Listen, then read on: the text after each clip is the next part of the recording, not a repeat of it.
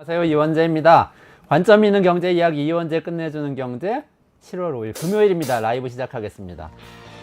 중국 전기차 비아디 얘기 우리 몇 번 했잖아요. 강정수 박사님이 나오셔가지고 전기차에서 작년 4분기에 비아디가 테슬라 추월했다고 그러셔서 굉장히 놀랬고, 그것 때문에 테슬라 주가도 폭락하기도 하고 그랬었는데, 전기차 이 비아디가 우리나라에 아직 뭐 진출 안 하고 있잖아요. 근데 우리나라에서 목격됐다는 이야기가 지금 막 커뮤니티에 막 돌아다니고 있어요. 자동차 커뮤니티 뭐 이런데, 이게 사실은 부산의 전기차 충전소에서 충전을 하고 있더라. 근데 비아디 차더라. 이런 얘기거든요. 근데 이게 충전하고 있다는 건 테스트하고 있다는 거고, 테스트하고 있다는 건 이제 국내 들어온다는 거예요. 근데 강정수 박사님이 몇 번 설명해 주셨는데, 이게 지금 뭐 1,000만 원대로도 아반떼급 넘어서는 굉장히 좋은 품질의 전기차를 비아디가 만들어냈다는 거 아니에요. 디자인도 예쁘고 출시가 임박했다는 거죠, 우리나라에서. 근데 확인해 보니까 환경부에 이미 인증 절차 밟고 있다고 합니다. 국내 판매 준비하고 있는 거예요. 그러니까 아마 몇 달 안에 들어올 것 같고요. 사실 우리나라가 전기차 잘 만들고 잘 팔고 있어요. 현대기아차가 미국에서 잘 팔고 있거든요. 그런데 우리 시장은 후진 시장이 되고 있어요. 후진 시장. 어감 이상하지만 전기차 후진국 시장, 뭐 이렇게 얘기할 수 있을 것 같아요. 왜냐하면 작년에 전 세계 이 자동차 시장에서 전기차가 약진을 했거든요. 다 30%씩 성장을 했습니다. 미국에서는 37만 대 더 팔렸고요. 그 전에 비해서 중국에서는 133만 대 더 팔렸습니다. 그런데 우리나라에서는 2,000대 줄었어요. 전 세계 선진국 중에서 유일하게 마이너스 성장한 나라가 됐습니다. 기후위기 때문에 지금 유럽이고 미국이고 중국이고 다 전기차를 늘리는 방향으로 가고 있는데, 왠지 우리나라가, 사실 우리나라 전기차 굉장히 빠르게 성장하고 있었거든요. 재작년까지. 근데 작년에 왠지 우리나라 정부가 기후위기 문제에 대해서 소극적인 것 같고, 뭐 태양광이나 이런 데 대해서 굉장히 소극적이고 오히려 좀 줄이려고 하는 움직임도 포착되고 그렇잖아요. 게다가 윤석열 대통령이 사실 후보 시절에 공약으로는 전기차 충전 요금을 동결하겠다고 그랬어요. 근데 스물스물 올렸죠. 뭐 이런 것들이 겹쳐지고 충전소도 많이 늘어나지 않고 이러다 보니까 소비자들이 조춤조춤 하신 것 같아요. 근데 과거에 우리나라 시장을 보면 항상 테스트베드 역할을 하면서 국내 기업들이 국내에서 먼저 팔아보고 조금씩 결함 있는 걸 잘 고쳐가면서 잘 만들어가지고 외국 가서 잘 파는 방식으로 성공을 많이 했거든요. 현대자동차가 미국에 처음에 포니 가져가서 그래도 그나마 시장에서 자리 잡고 성공시킨 것도 국내에서 많이 팔아봤기 때문에 성공했던 것이고, 에어컨, 냉장고 이어서 핸드폰까지도 그랬단 말이죠. 근데 전기차에서는 전혀 그러지 못하고 있어요. 지금 국내에서도 테슬라가 1등이에요. 현대기아차는 2등, 3등 하고 있습니다. 근데 이런 상황에서 중국차가 들어오면 어떻게 될지, 뭐 좋은 방향으로 자극이 되어서 전기차 시장이 좀 커지면 좋고요. 근데 또 뭐 잡아먹히는 거 아닌가 이런 생각도 좀 드는데, 어떻게 될지 좀 잘 지켜보면 좋겠습니다. 마침 오늘 강정수 박사님 나오는 시간이니까 잘 기다려서 이야기 좀 들어보시면 좋겠고요. 강정수 박사가 AI 시대 요 뒷코너에서 30분 뒤에 테슬라 이야기, 최근에 주가도 빠르게 오르고 있죠. 지금 어떻게 된 건지 좀 얘기하면서 전기차 문제 정리해 주실 거고요. 지금은 김준일 평론가, 윤영중 대표하고 같이 윤석열 대통령이 25만 원이 아니라 100억 원도 줄 수 있다, 뭐 이렇게 얘기했다는 게 무슨 얘기인지 정책이 경제다 시간에서 짚어보도록 하겠습니다. 평일 오전 11시에 이원재 끝내주는 경제 라이브를 진행하고 있는데, 오늘 먼저 윤영중 대표하고 김준일 평론가 모시고 이야기 들어보겠습니다. 자, 그럼 먼저 같이 인사하시죠. 김준일 평론가, 윤영중 랩 2005 대표 같이 인사드리겠습니다. 정책이 경제다 시간입니다. 안녕하세요. 네, 안녕하세요. 네. 아니 근데 CBS 아침에 갔다 오셨죠? 매일 CBS 방송. 매일 가니까. 오시면 이거 잠깐만 여쭤보고 싶었는데. 어떤 거요? 문자 익신 논란이라고 도대체 뭐예요? 그 CBS 발 무슨 뉴스가, 저 제목만 봤어요. 오늘 30분을 정치 얘기로 제가 다 도배를 할 수도 있습니다. 아니 그러면 안 돼. 30분 하시면 안 되고 1분만 해주세요. 1분만. 이게 뭐냐면은 올해 1월 달에 이제 한동훈 비대위원장이 작년 12월 말에 비대위원장이 됐잖아요. 법무부 장관이. 그런 다음에 김건희 여사 이제 논란이 계속 있다 보니까 여러 가지 이제 얘기들이 있었고, 한동훈 비대위원장이 국민의 눈높이에 맞지 않다 뭐 이런 얘기들 했었잖아요, 그때. 그러면서 김건희 여사가 이제 경로를 하고 뭐 이런 히스토리들이 있잖아요. 근데 어제 이제 CBS 6시 시사 한판 승부에서 김규환 논설실장이란 분이 이제 나오셨어요. 그래가지고 이제 여러 가지 특종을 잘 하시는 분인데, 올해 1월에 김건희 여사가 한동훈 비대위원장한테 문자를 보냈다. 그래서 한동훈 비대위원장님, 어떤 처분이든지 뭐 달게 뭐 제가 받겠습니다. 그래서 사과를 해야 된다면 하겠는데 지난번에 사과했을 때는 지지율이 윤석열 대통령 그 대선 후보 시절 얘기하는 거예요. 그때는 뭐 지지율이 떨어졌는데 그게 맞는 건지 모르겠어요라고 이제 장문의 문자를 이제 보냈고 그거 이제 이렇게 문자가 있는데 그거는 이제 CBS에서 약간 편집을 한 내용이에요. 근데 전체 내용은 맞지만은 이제 표현들을 좀 순화해서 이제 그렇게 한 것이고 한동훈 비대위원장이 보고서 읽고서 답을 안 했다라는 거예요. 그래서 그 사실관계 자체는 한동훈 쪽도 부인하지 않아요. 읽고서 답을 안 한 건. 그런데 이제 이거에 대해서 이제 소위 말해서 이제 뭐 배신의 정치 이게 이제 된 거죠. 그래서 맥락은 좀 설명을 더 드리면은 본격적으로 용산에서 개입을 하기 시작했다. 뭐 이렇게 보시면 될 것 같아요. 그러니까 지난번에는 김기현 대표 될 때는 이제 그거였죠. 이진복 정무수석이 직접 나서가지고 아무 말도 하지 않으면 아무 일도 벌어지지 않는다 이런 식으로 얘기해서 저기 안철수 안 치고 연판장 돌려가지고 나경원 안 치고 다 두드려 팼잖아요. 그러니까 그래서 이제 김기현 4%를 이제 53%로 이제 김기현을 만드는 이 과정이 있었는데 당 대표를 만들었던 거죠. 예, 당 대표를 사실상 만들었죠. 더 다리 부러뜨리고 막 사실상 이랬는데 지금은 이제 그렇게 하기가 너무 어려운 상황이에요. 그래서 약간 소프트하게 개입을 했다. 그래서 어쨌든 지금 배신의 정치가 지금 원희룡이나 이쪽에서 가지고 나온 프레임이니까 그거를 뒷받침하는 증거들이 김건희 쪽에서 그러니까 문자잖아요. 이걸 김건희 아니면 한동훈이 나왔을 거 아니에요. 그러면 이거 한동훈이 내진 않았을 거 아니야. 그러니까 이거는 김건희가 내보낸 거예요. 김건희 쪽이 이제 내보낸 거고. 김건희 여사가 네. 제가 원래 이제 뒤에 다 호칭을 다 생략을 합니다. 이재명이라고 하고 윤석열이라고 하니까 다 이해하시고요. 평등하게. 네. 예. 그러니까 그거예요. 쉽게 얘기를 하면은. 그래서 배신의 정치의 프레임에 이제 한동훈이 갇혔다라는 평가도 있는데 제대로 작동을 할 것이냐. 근데 지난번처럼 짧게 말씀드리면은 저는 미미하게 영향은 있지만은 한동훈이 그렇게 안 받을 거다. 첫 번째 이유는 영향을 안 받을 거다. 네, 덜 받을 거다. 기대하는 만큼 그 친윤들이 기대하는 거. 첫 번째는 김건희 여사에 대한 신뢰나 예를 들면은 선호도 뭐 이런 게 굉장히 떨어져요. 보수 진영에서도. 그러니까 저번에 한번 말씀드렸나? 윤석열 대통령 별로 안 좋아해요. 보수 진영이. 그래도 마지못해 지지하는데 윤석열보다 더 싫어하는 게 김건희입니다. 지금 보수 진영에서.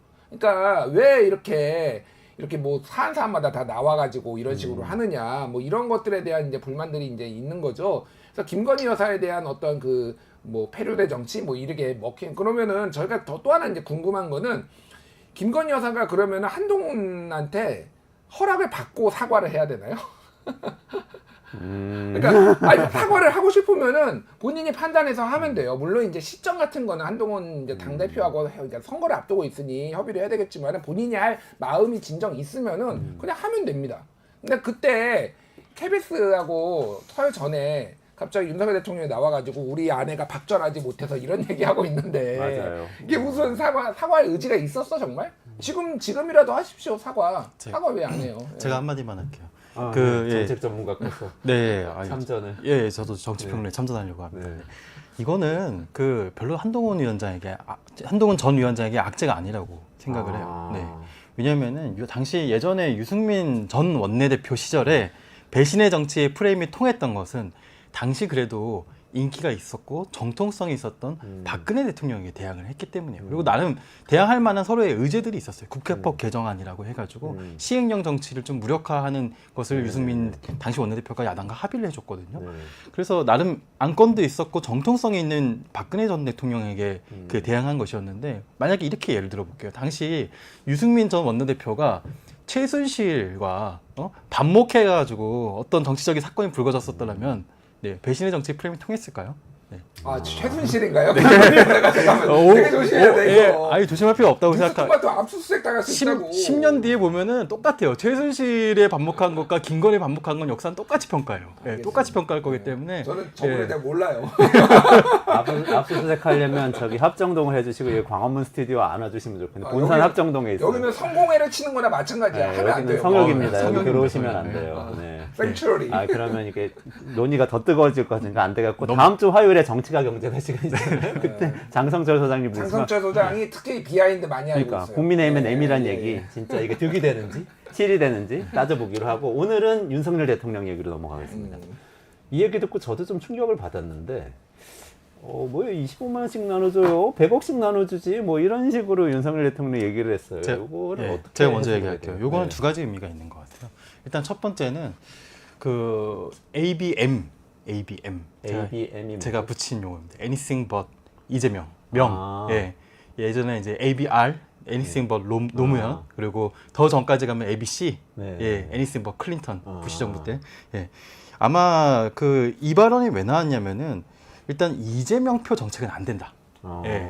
요 시그널인 것 같아요. 이게 맥락이 뭐죠? 예. 어떨 때 얘기를 한 거예요? 이재명 대표의 지금 핵심 공약 또 22대 국회의 핵심 정책을 전 국민 25만 원씩 지급하는 민생회복지원금을 얘기를 하고 있잖아요. 그렇기 때문에 어떠한 대책을 내놔도 현금을 직접 지급하는 형태의 정책을 최대한 내놓지 않겠다라는 하나의 시그널이라고 볼 수 있고요. 그 제가 또 발견한 것 중에 이번에 워낙 많은 정책들을 발표해서 사실은 분석 자체가 별로 의미 없는 그런 발표이기도 하거든요. 그러니까 하반기 경제정책 방향 및 역동경제 로드맵 발표 자리인데 이 발언을 소상공인 한 거잖아요. 자영업자 종합대책까지 담겨 네, 있어요. 소상공인 뭐 25조 원 주겠다, 네. 이것도 여기 포함돼 있고 예. 굉장히 많은 정책이죠. 네. 거기에 또 디테일 중에 하나는 지역화폐가 빠졌어요. 예. 지역화폐가 빠지고 온누리 상품권에 대한 지원을 상당히 늘렸습니다. 그러니까 디테일만 따져도 이 이재명표 정책은 최대한 지우겠다.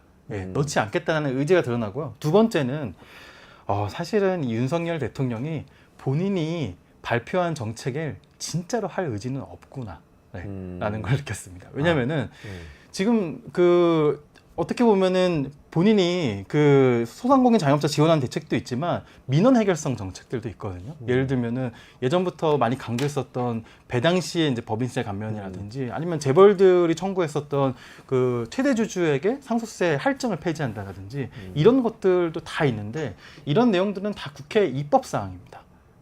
국회 입법 사항이고 지금 국회의 다수당은 당연히 더불어민주당이죠. 근데 더불어민주당의 당대표가 내건 정책을 뭐 그냥 비판하는 것도 아니고 약간 조롱하듯이 비난을 한다는 것은 사실상 본인이 얘기한 정책들도 할 의지가 없다라는 저는 그렇게 국회에서 보여집니다. 통과시켜야 되니까 비난하면서 얘기했다. 그거 자체가 네, 의지가 없는 네. 거냐 이렇게 말씀해. 어떻게 보셨어요, 김준일 평론가님은? 좀 그러니까- 정치적인 의미가 있어요? 아니 정치적인 의미가 매우 크죠. 이제 잘 설명을 해주셨고, 그러니까 저는 뭐 찬성할 수도 있고 반대할 수도 있고 정책이라는 게 야당이 하는 거를 다 들어줘야 되는 것도 아니고 대통령이 그거에 대해서 부정적인 얘기를 많이 했잖아요. 근데 이게 대통령이 쓸 언어인가요? 야 25만 원씩 뭐하러 줘? 야 그러려면 10억씩 100억씩 주지 뭐. 이거 시장 바닥에서나 하는 거. 이게 술자리에서나 이거 아니면 저 같은 이제 홍준표 비주얼 삼류평론가가 이제 쓰는 단어도 이게 인류평론가이십니다. 예, 아니 홍준표가 이제 나보고 삼류평론가라고 옛날에 페이스북에 썼어요. 이름만 안 썼지. 내가 비판한 내용을 그대로 하면서 삼류평론가를 내가 그래서 자주 쓰는. 그러니까 이게 대통령이 쓰는 언어라고. 그러니까 다른 것보다도 일단은 정치를 전쟁판으로 난장판으로 만드는데 가장 앞장선 분이에요. 이게 이틀 전에 나왔는데 사흘 전에는 용산에서 최고 국무회의 때 무슨 얘기했냐면은 국회가 상생과 협치 이런 모습을 보여주셔야 됩니다. 이거를 윤석열 대통령이 얘기를 했단 말이야. 그 다음날 바로 이 얘기한 거예요. 야, 그래? 10억씩 줘, 100억씩 줘. 그러니까 본인이 완전 유체이탈에 완전 내로남불인 거예요. 그러니까 본인이 난장판 만들고 이런 식으로 이딴 식으로 언어를 쓰면서 무슨 상생과 협치가 되겠습니까? 그러니까 이게 역대급으로 제가 지금 이 윤석열 정부를 비판하는 이유가 노선이 안 맞고 이런 거에 대해서는 저는 그냥 이렇게 건전하게 저도 토론할 수가 있는데 누가 역대 어떤 대통령이 이딴 단어를 썼습니까? 그러니까 이런 조롱의 단어, 비아냥의 단어를 대통령이 쓰는 게 맞나요? 그러니까 이진숙 어저께 방통위원장이 어저께 취임 일성으로 나와가지고 하는 얘기가 이제 또 MBC 얘기를 하잖아요. 어느 역대 방통위원장 장관들이 나와가지고 특정 언론사를 찝어가지고 취임 일성으로 얘기를 하나요? 자, 이게 과기정통부 장관 내정자가 이렇게 얘기하는 거예요. 우리나라 이동통신사 중에 SK텔레콤이 여기가 과점하고 있어서 심각한 문제가 있으니까 제가 손해 보겠습니다. 장관이 그렇게 하면 되자마자. 그러니까 그런 거를 생각을 가지고 있어도 얘기를 하면 안 되고 그거는 제도로서 푸는 거잖아요. 윤석열이 그러니까 다 그러는 거야 지금. 이게 난장판이에요 그러니까. 대통령이 그러니까 방통위원장도 그런다. 뭐 다른 사람도 다 그러잖아요 지금. 그러니까 난장판을 만드는데 대통령이 이렇게 앞장서는 거에 굉장히 유감 정도가 아니라 조금 진짜 좀 화가 많이 납니다, 진짜로. 근데 애국보수라고 선언하셨는데 지금 홍준표 시장도 적대하시고 김건희 여사도 비판하고 윤석열 대통령 비판하는 애국보수는 나라를 보수는 누구인 것입니까? 애국보수는 나라를 살아가는 거지 네. 예, 윤석열을 살아가는 게 아니죠. 나라와 결혼한. 예, 한다? 나라와 결혼했습니다. 아니 근데 그 내용은 어떤 거예요? 그 내용은 들을 만한 게 있는 거예요?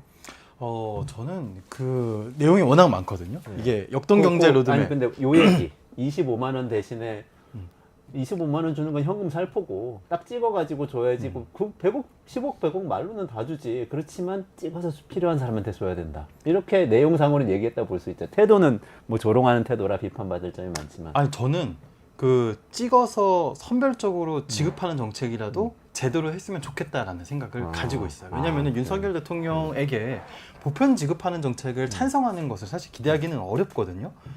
그렇다면은 본인이 할 수 있는 최선의 정책들을 펴면 되는데 문제는 현금을 직접 지급하는 정책이 다 빠져 있어요. 그러니까 저는 그 이번에 뭐 25조 원이라고 포장이 되어 있는데 이게 마치 요즘 질소 과충전 그런 포장들 과자 막 이런 거잖아요. 예, 완전히 이런 거예요. 지금 25조 원의 숫자의 대부분, 그러니까 저는 그 윤석열 대통령이 이 정책을 발표하면서 또 비판한 대상이 있었습니다. 누굴 비판했냐면요.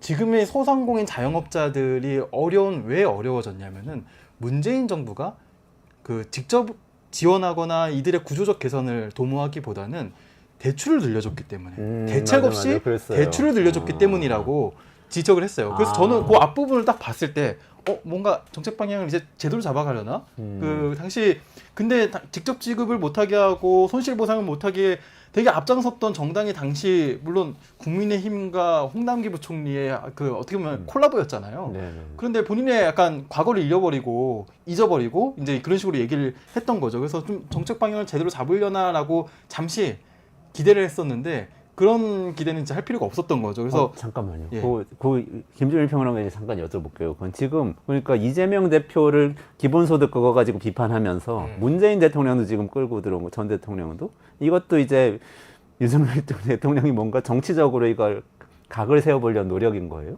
아니, 맞죠. 그거는 맞는 게 이제 뭐 이제 anything but 문재인이었어 사실은. 네. 그러다가 최근에는 이제 이재명 대표도 더 두드려 패는 건데 저는 뭐 반대할 수 있다고 봐요. 그러니까 둘 다 M이네.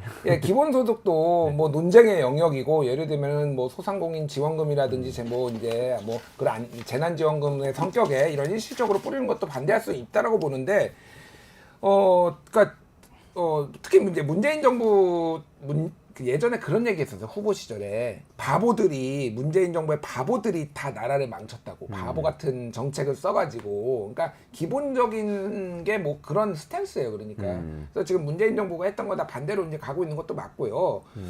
그러니까 이게 본인들은 억울하다고 느끼는 거죠. 왜 그러냐면은 부동산도 예를 들면 그런 겁니다. 부동산이 지금 침체가 이렇게 된 게 문재인 때 너무 급등해가지고 이게 조정 국면이라서 우리가 부동산이 완만하게 올랐어야지 우리도 뭔가 정책적인 수단을 쓸 수도 있고 이러는데 문재인 때문에 다 망했다라는 거예요. 그러니까 기본적으로 시각이. 그런데 저는 근데 그 말씀 드리고 싶어요. 뭐 일부분은 어느 정도 뭐 진실이 담겨 있다라고 보는데 어쨌든 지금 대통령이나 정권을 잡고 권력을 잡고 있는 사람들한테 국민들이 기대하는 거는 어쨌든 해결을 하라는 거예요. 옛날 정부 탓한다고 이게 해결이 됩니까? 바이든이 지금 가장 고전하고 있는데 물가거든요. 물가가 사실은 여러 가지 이유가 있지만은 트럼프 때 특히 많이 예를 들면은 뭐 그걸 뿌렸잖아요. 그러니까 재난지원금 같은 거를 뿌렸잖아요. 그게 영향이 있어요. 영향이 없다고 볼 수는 없는데 그렇다고 바이든한테 그러면은 트럼프 탓한다고 되는 거냐고요. 그러니까 해결을 해야 되는데 정치적으로는 너무 무능해요. 그러니까 이게 지지자들한테 설득이 되지만은 그냥 내 생활인들, 중도층이든 뭐 이렇게 정치에 무관심한 사람들한테는 1도 안 먹히는 프레임이다. 이게. 지지층을 어쨌든 이렇게 끌고 가면서 그 힘으로 뭔가 해보려고 시도를 하는. 그러니까 탄핵을 안 당하기 위해서 모든 메시지들은 다 지지층하고 그렇게 뭐 이재명 겨냥해서 뭐 비아냥대고 이러면은 지지층은 또 자기들끼리 결집을 하거든요. 결집하면 지금. 탄핵은 안 갈 수 있다는 생각을 할 수 저는 있겠네요. 이건 추정인데 그러네요. 모든 메시지가 최근에 다 그러네요. 그래요. 재밌는 예상을 한번 해보면은 그 연설문을 쓴 사람이 그 연설문을 읽고 난 대통령이 혼났을지도 모른다. 예. 라는 생각이 들어요. 왜냐면은 그 이제 문재인 대통령 시절에 그 대책 없이 자영업자들에게 대출을 남발해가지고 대출 증가만 시켰다라고 비판을 했잖아요. 네네네네. 근데 윤석열 대통령이 어저께 발표한 거의 모든 정책은 대출을 늘린 아, 정책이에요. 그래? 내용이 어떤 거예요? 25조 원의 그 절반 이상 자영업자한테 25조 원 주겠다 이렇게만 아닙니다. 제목을 25조 원의 거죠. 대출 지원하겠다. 아, 대출? 실질적인 지원이나 뭐 그 전기료 이런 여러 가지 지원들 다 합쳐봤자 1조가 안 되고요. 대부분은 기존의 대출 상한 연장하거나 새로운 대출 지원을 하겠다는 것이고 이게 정부가 어떤 대책을 발표할 때 포장하기 제일 좋은 유형의 정책이 대출이에요. 왜냐면은 우리가 직접 지원하는 정책은 돈을 직접 쓰는 것이거든요. 근데 대출은 보통 25조 원의 대출을 늘린다. 그러면 정부가 직접적으로 25조 원 대출을 늘릴 때 드는 비용은 얼마일까요? 얼마일까요? 이자 비용 정도만 드는 건가요? 그러니까 어떻게 되나요? 대출 지원을 늘린다는 것도 무이자 대출을 하는 건 아니거든요. 네네. 예, 어느 정도의 낮은 금리의 대출을 한다는 거예요. 그러면 실제 시장 금리와 정부가 지급하는 금리의 차이 정도만 정부가 사실은 지원한다고 볼 수 있는 것이죠. 아니 그리고 예. 받는 사람 입장에서도 그거 갚아야 되는 돈이잖아요. 갚아야 되는 돈이에요. 1,000만 원 예. 정부에서 지원이라고 해서 받았는데 대출이면 나중에 1,000만 원에 이자 그래도 1, 2%라도 붙여서 갚아야 되는 거죠. 그렇죠, 그렇죠. 예. 그러면 지원 받은 거는 원금은 그러네. 사라지지 않습니다. 네. 시장에서 그냥 은행에서 빌리면 한 5% 내야 되는데 한 3, 4% 이자 차이 그거 지원받는 거라고 볼 수 있겠네요. 그렇죠, 그렇죠. 그러니까 실질적으로 요 이자 계산을 해보면은 어제 발표한 윤석열 정부의 정책은 다 합쳐서 아마 1조가 안 될 거예요. 그러니까 그럼 1조가 안 24조 원은 대출인 거예요? 그럼 문재인 정부는 대출을 많이 밀렸다- 해줘서 해서 문제였다. 자영업자 망하게 했습니다. 라고 하고 그래놓고는 자기 저는 24조 원 대출을 드리겠습니다. 해주겠습니다라고 이렇게- 발표한 거기 때문에 앞뒤가 안 맞죠. 앞뒤가 안 맞는 얘기를 해서 아마 혼나지 않았을까라는 얘기를 저는 이렇게 한번 추정을 해보고요. 그리고 이게 그 정말 필요한 정책으로 승부를 못 걸다 보니까 어떻게 보면은 그 임기 초에 우리가 떠올려 보면요, 그 윤석열 정부가 내세웠던 거의 유일한 지지율 제고 정책이 뭐였냐면은 혹시 그 기억나시는 게 있을까요? 지지율 제고 정책이요? 의대 정원 늘리는 거. 임기 초반에 임기 초반에. 네. 청와대 청와대. 개방. 예. 제가 보기엔 청와대 개방이 용산으로 거의 옮긴 유일한 거. 예, 네. 용산을 옮겨서 청와대 개방하는 것이 거의 유일한 지지율 제고 정책이지 않았나. 하나 더 있는데요. 우리의 나이를 모두 다 1살, 2살 정도씩 낮춰준 것이었죠. 지금은 별로 이제 감사한 마음이 좀 줄어들었지만 많이 예, 감사했어요. 예, 그때. 당시에 상당히 논란이 있었는데 근데 이번에도 그 언론의 타이틀을 보면요. 아니 저는 이렇게 방대한 정책을 발표했는데 언론의 타이틀 보면 제일 많이 나오는 게 대체휴일이에요. 대체휴일. 대체휴일. 예, 그러니까 우리가 대체휴일이 그 예를 들어서 신정이랑 6월 6일 경우에는 대체휴일을 지정하지 않아서 어느 요일에 잡혀 있냐 가지고 이제 연초에 한번 달력 확인할 때 그게 관건이었었는데 1월 1일이나 6월 6일에도 대체휴일을 지정하겠다. 그리고 대체휴일 뭐 지정요일제를 하겠다. 약간 이런 정책들을 발표해서 그게 언론에 기사가 많이 나왔더라고요. 그래서 지금 이번 정책의 알맹이가 워낙 빠지다 보니까 오히려 좀 다른 쪽으로 좀 관심을 받은 게 아닌가라는 생각도 듭니다. 그러니까 지금 자영업자 대책을 정리를 해보면 전체적으로는 틀은 뭐 정부에서 많이 발표하는 틀이더라고요. 경영 부담 완화 해가지고 뭐 전기료나 임대료 뭐 이런 것들 지원해 준다고 하는데 그거 1조 원 안 된다고 말씀 주신 거고 성장 촉진 지원이는데 이거는 사실 뭐 컨설팅 해주거나 약간 이렇게 경쟁력 강화해 준다는 자영업자들은 큰 의미가 없어요. 그리고 재기 지원이라고 하는데 여기 채무 조정하고 이런 것들인데 이게 사실 예전에 대출 받았던 거 연장해서 대출받게 해주겠다 여기 들어있을 것 같아요. 네. 근데 그게 사실 여기가 24조 원 정도 거의 다 된다 들어간다. 이렇게 네. 말씀을 해주신 거네요. 그러니까 좀 이제 뭐 보완 설명을 드리면은 이제 그러니까 뭐 윤영희 대표님 말씀하신 게 대부분 맞고, 그러니까 제가 이 정부의 이제 그 지표상의 문제점을 조금 더 말씀드리면은 지금 우리 정부 대한민국에서 가장 큰 타격을 받고 있는 사람들이 자영업자예요. 예, 실제로 데이터가 그렇게 나옵니다. 예를 들면은 자영업자 연체율이 지금 0.5에서 1.5로 2년 만에 3배가 뛰었어요. 그러니까 연체율이 높아졌다라는 거는 뭐 쉽게 얘기를 하면은 돈을 그러니까 대출 받아가지고 이제 가게 열었는데 지금 돈을 못 번다라는 얘기잖아요. 근데 폐업하는데도 보통 1년 걸리거든요. 왜냐면 다음 사람이 권리금 받으려면 다음 사람 들어와야 되는데 들어오질 않는다는 거예요. 지금 굉장히 지금 폐업도 함부로 못 한다라는 거고, 또 하나는 연체율도 연체율이고 폐업률이 지금 10%가 넘었습니다. 10집 중에 한 집은 문을 닫고 있는 거예요 지금. 진짜. 서울이 특히 심각해요. 서울은 13% 정도 돼요 지금. 요새 전체 빈 가게 많이 보여요. 엄청 많이 시내에도. 보입니다. 네. 그러니까 왜 그러냐면은 지금 이제 우리나라의 뭐 구조적인 문제긴 하지만은 특히 이제 금리 올라가고 그러면은 우리가 영끌해서 돈 쓴 사람들이 이제 가장 먼저 줄이는 게 지출이 줄이는 게 이게 소비 지출이자 자영업자들이 직접 타격을 받을 수밖에 없는 구조예요. 그리고 직장인들은 어쨌든 어떤 식으로든 월급이 나오지만은 자영업자들은 경기 변동을 많이 타니까. 근데 왜 여기에 대해서 해법이 그래서 이재명 대표는 그래서 그러면 기본 그 재난지원금 같은 거 줘가지고 민생안정지원금 줘가지고 돈을 돌게 하자라는 그렇죠. 거고 저도 예전에 한번 말씀드렸지만은 무한정 줄 수는 없지만은 지난해 지금 지방교부금 29조 원이나 안 줬는데 그러면 이 줄만하다 이번에는 13조 원 뭐 이 정도는 줄만하다라는 게 이제 그 저는 동의하는 부분이고. 윤석열의 얘기는 어쨌든 윤석열 정부의 지금 얘기는 윤석열 대표가 말씀하셨지만은 대출 연장해주겠다라는 거예요. 아니 변하는 게 없잖아요. 그러니까 돈을 지금 못 갚아가지고 다 폐업을 하고 다 그러면 이제 신용불량자 되는 겁니다. 그러면은 그러니까 이게 이제 자해적이라는 생각이 들고 또 하나는 정치적으로 이게 얼마나 미련한 짓이냐면은.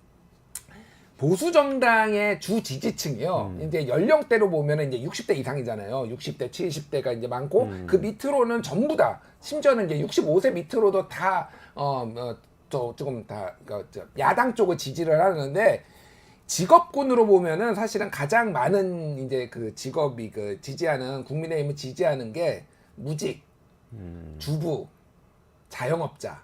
여기가 가장 보수 정당이 원래 역대로 그랬고 그렇단 말이에요. 그런데 지금 직장 다니는 노동자들이 상대적으로 좀 화이트 칼라들은 원래 진보적이다. 전통적으로 민주당을 더 많이 지지했어요. 원래 지지했는데 이 정부 들어와서는 그게 극단적으로 다닌 거예요. 화이트 칼라는 완전 싫어해요 지금. 윤석열 정부 싫어하고 공무원들 이번에 지난번에 총선 때 세종에서 제일 많이 나왔잖아요. 야당표가. 맞아요. 공무원들 진짜 싫어하는 이유가 왜 그러냐면 그래서 뭐 막 윤석열 대통령 화나서 공직기강 잡으라고 막 장관들 족쳤잖아요. 공무원들 얘기 들어보면 왜 싫어하는 줄 아세요? 왜 싫어하죠? 승진 인사를 안 낸대요 지금. 아, 그치. 아니, 임명 안 농담이 한 데도 아니라 많고. 농담이 아니라 뭐 정부가 좌파든 우파든 보수든 진보든 때 되면은 서기관 뭐 사무관 다 승진해야 될 거 아니야. 그게 제일 중요한데. 공무원들은. 이유가 없이 지금 승진 인사를 안 내가지고 지금 공무원들이 완전 다 뒤집어졌다라는 거야. 이게 뭐야 이게? 그러니까 이게 이유를 모르겠어. 나도 이유를 왜 승진 인사를 안 내는지 승진을 왜 안 시키는지 모르겠는데 뒤죽박죽이라 그런 거 네, 같아요. 막 엉망진창이에요 지금 나라가. 그런데 자영업자 얘기 좀만 말씀드릴게요. 네. 대통령 그래서 자영업자 중요한데. 네. 원래 높아요 더 항상 높았어요. 엄청 대통령 중요하죠. 긍정 부정. 오늘 나온 갤럽 조사가 대통령 긍정이 26, 부정이 64예요. 그러면은 보통 5에서 10% 포인트가 자영업자가 높았어요. 지금 그런데 자영업자가 긍정이 25, 부정이 67로 아, 심각한 상황이네. 주 지지층이 자영업자였는데, 그러니까 자영업자들은 지금 이미 이 정부의 희망을 잃었다. 이미 한 거예요. 그럼 정치적으로 자기가 지지율을 올리려면은 자영업자한테 돈을 풀어야 됩니다. 뭐 이재명, 뭐 포드, 그건 뭐든. 그 다른 식으로 포장해서 돈을 풀면 되잖아요, 지금. 그러니까 아예 생각이 없어요, 그러니까. 근데 진짜 저번에 영수회담하고 그랬을 때는 이재명 대표도 약간 선별 뭐 지원금 선별 받아들이겠다고도 받아들이겠다고도 했고요. 네. 했고 여러 가지 유화책을 썼는데 윤 대통령은 뭐 지금 갑자기 이렇게 막 저는 펀치를 다시 날린 것 같아요. 그러니까 윤석열 대통령과 이번 정부에게 정말 간곡히 제가 이제 제안을 하나 좀 드리고 싶은 게 있는데요. 제가 민주당 정부, 뭐 이재명 대표와 타협하거나 뭐 민주당 정부를 배우라는 얘기까지는 못 하겠어요. 어차피 하지도 않을 거니까요. 근데 제가 진짜 드리고 싶은 말씀은 이명박 정부랑 박근혜 정부는 좀 배웠으면 좋겠다. 네, 라는 말씀을 드리고 싶어요. 왜냐면은 이명박 정부가 그러니까 제가 돌이켜 보면은 그 당시에 굉장히 정부 비판 많이 했거든요. 어떻게 정부 이렇게 운영할 수 있어? 이런 말도 안 되게 민주주의가 너무 후퇴하고 있어. 막 이런 비판들을 많이 했는데 지금 지표들을 따지고 보면 이명박 정부는 글로벌 금융위기 때 나름의 정부 역할을 했더라고요. 예, 재정 지출을 늘렸고요. 핵심이 뭐예요? 지금하고의 차이가 뭐예요? 가장 핵심적인 정책 중에, 그러니까 물론 재정 지출 규모가 크진 않았지만 상징적인 정책이 하나 있습니다. 혹시 들어보셨을지 모르겠는데 유류 환급금 제도라고 유류 환급금 네네. 제도라는 게 있었는데요. 그게 어떤 제도냐면은 이름만 들어보면은 뭔가 유류비를 쓴 것에 대한 환급 제도라고 네네. 느껴지잖아요. 그런 것 같은데. 근데 그렇지 않습니다. 이름만 유류 환급금이지 유류를 실제로 썼는지를 확인하지 않고요. 그냥 당시 소득 기준을 잘라서 일부 소득 기준 중위 계층보다는 조금 더 위쪽으로 잡아가지고 소득 계층을 잘라서 그 하위 계층에게 현금을 다 지급한 제도였습니다. 아, 이거 네. 선별적 재난지원금 같은. 네, 맞아요. 그런 정책을 컨셉이네요? 예, 당시에 어. 이제 세법상에 할 수 있는 조항들을 찾아내가지고 정부가 했어요. 아, 예. 그 핑계를 유료 환급금이라고. 근데 정했는데 당시 사실은 재난지원금 같은. 유가가 그때 아마 110달러까지 폭등하고 그랬거든요. 민생지원금하고 그래서 비슷한 이 거네요. 물가 대책으로 당시 유류세도 인하를 했지만 유류세 인하로 부족하다 해가지고 MB 정부가 빨리 신속하게 대응을 한답시고 해가지고 나온 정책이 유류 환급금 정책이었습니다. 그러니까 지금 민주당이 타협하겠다라고 얘기한 선별적인 그런 민생회복 지원금과 거의 동일한 제도입니다. 아. 예. 그리고 그 제가 실제로 그 할 의지가 있는지 의문이라고는 했지만 이번에 이제 민원 수리격인 정책들도 같이 내놨잖아요. 아까 네. 이제 말씀드렸었던 그 이른바 밸류업 프로젝트 중에 네네네. 일환이라고 네. 얘기할 수 있는 그 배당을 늘려주면 법인세를 감면해주는 정책. 그리고 정말 일부 소수의 최대주주들에게만 해당되는 그 상속세 할증을 폐지한다라는 내용을 이제 담았는데 우리가 상속세 할증 폐지한다라는 이 용어로 쓰면은 정말 이제 이 용어를 이걸 폐지하고 싶어하는 사람의 용어인 것 같고요. 사실 정확하게 얘기하면 실제로 존재하는 경영권 프리미엄의 과세를 하는 제도입니다. 그러니까 최대 주주들은 그 경영권을 가지고 있기 때문에 그들이 이제 주식을 매도할 때 경영권 프리미엄을 얹어가지고 평가를 받거든요. 그래서 경영권 프리미엄을 실질적으로 과세를 하는 제도가 상속세 할증 제도라고 볼 수 있고요. 근데 이 할증 제도를 폐지한다 이 두 가지 내용이 담겼는데요.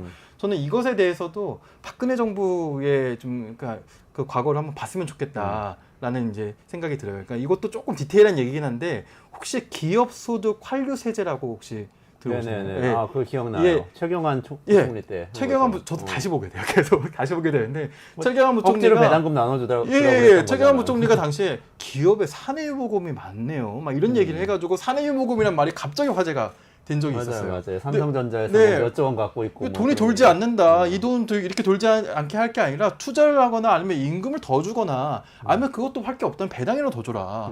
라고 해가지고 근데 이렇게 말로 그친 게 아니라 기업소득 환류세제라는 정책을 만들었습니다. 그래서 3년 동안 한시적으로 운영이 되었고요.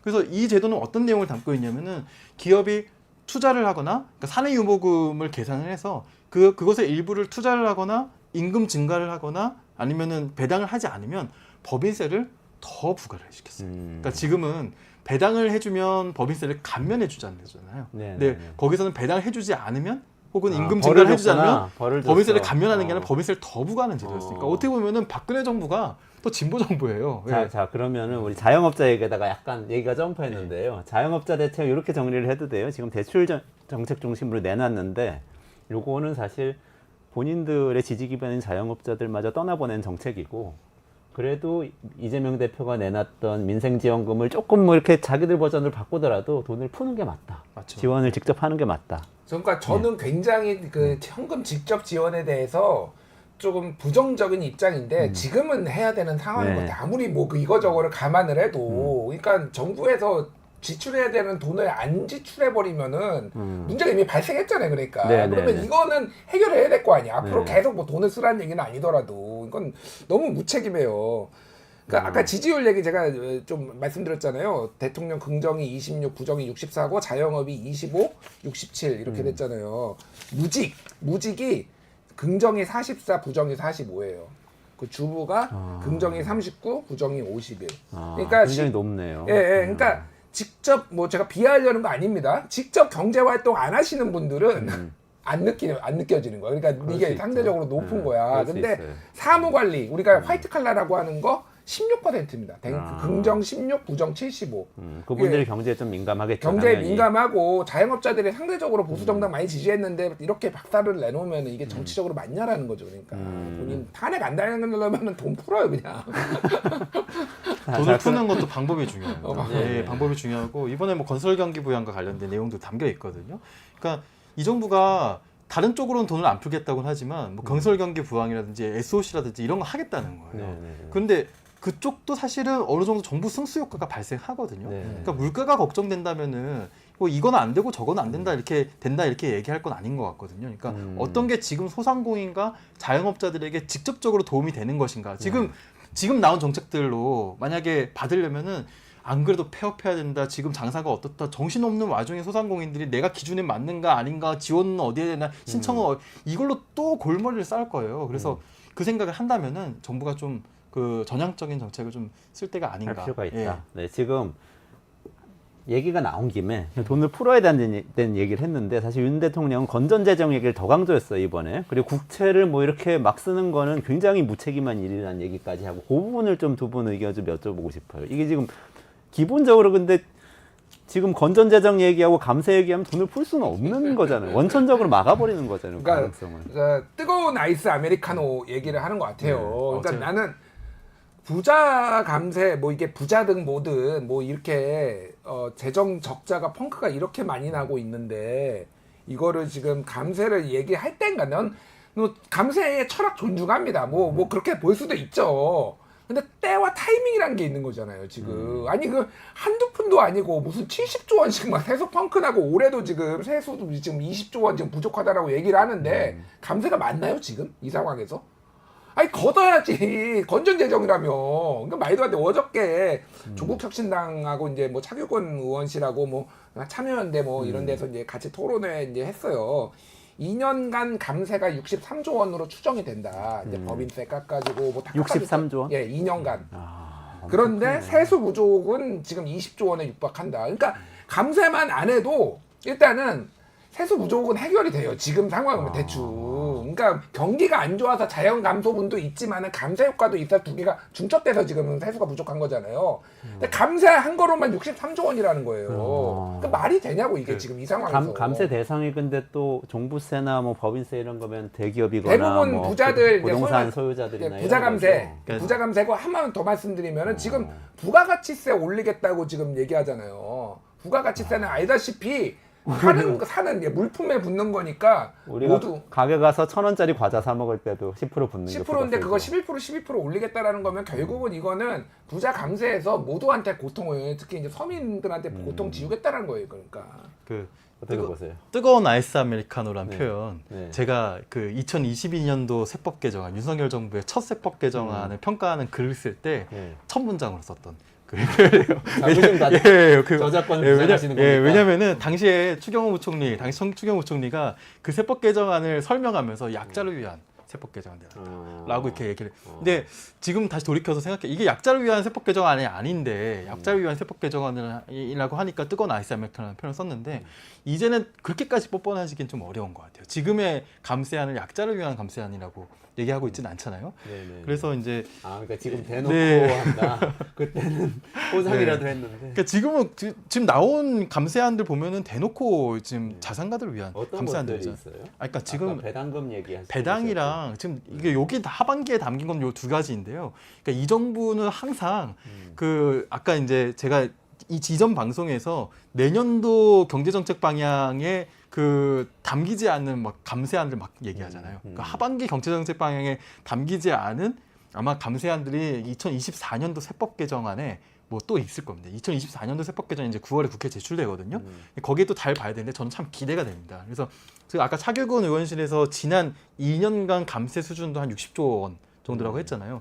그러니까 그거는 사실 엄밀히 추측하기는 어려울 것 같아요. 왜냐하면은 사실 60조 원보다 더 많은 그 세수입이 감소했는데 감세 효과와 경기 위축의 효과가 같이 겹쳤거든요. 그렇죠. 그러니까 이 정부가 그러니까 이런 시기에 감세를 너무 심각하게 해가지고 세수익 기반을 완전히 허문 거예요. 그런데 안 그래도 줄었는데. 예, 안 그래도 줄었는데, 근데 지금 이제 보수적으로 예측하는 국회 예산정책처 추산으로 보면은 2022년도 세법 개정안과 2023년도 세법 개정안을 합친 감세 규모가 한 90조 원 되거든요. 90조 원.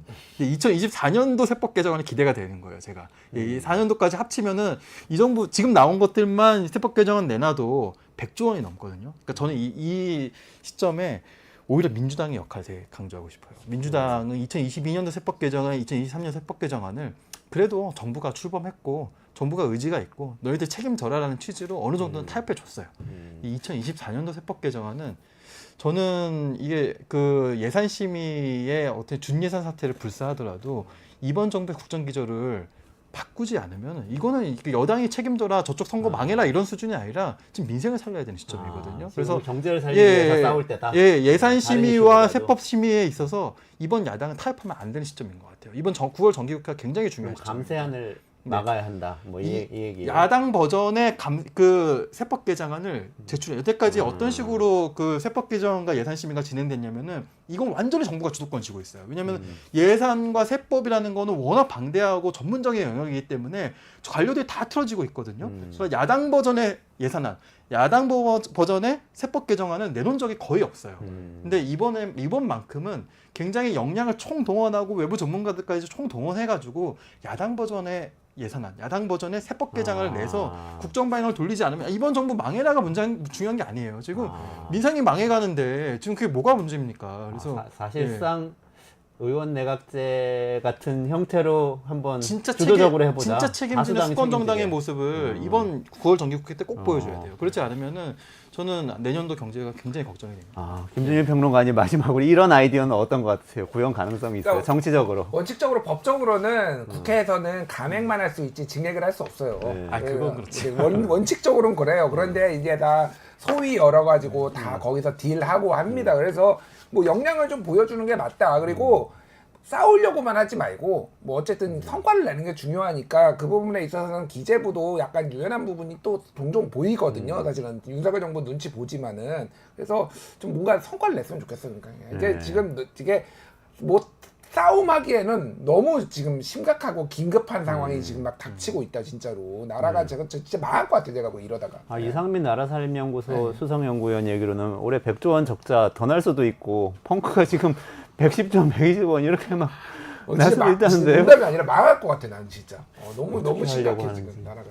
그런데 또 국채 발행은 하면 안 된다는 것처럼 탄핵이 얘기를. 경제다 뭐 그러니까 이런 얘기가 나와 그래서. 지금 적자가 큰데 세금은 깎는데 빚은 내면 그건 나쁜 거다 이렇게 얘기를 하면 돈을 어떻게 하겠다는 건지 모르겠는데 하여튼 좀 걱정입니다. 듣다 오늘 보면은 정신 분열로 옵니다. 이게 무슨 지금- 말인지 모르겠어. 지금 역동경제 로드맵 집중 분석하려고 했는데 역동자 아직 꺼내지도 못하고 지금 살아남아야 한다 지금 이렇게 돼버렸는데. 역동경제도 다음에 한번 하시죠. 네, 다음에 한번 창조경제 얼마나 역동경제. 역동적이지 않으면은 역동경제 얘기가 나올까. 지금은 역동경제가 중요한 시점이 아니라 생존경제가 생존경제가 중요하다. 생존경제가 중요한 시점. 그렇게 오늘 마무리를 짓고 두 분 보내드려야 될 것 같아요. 조금만 기다리시면 강정수 박사 기다리고 계신데요.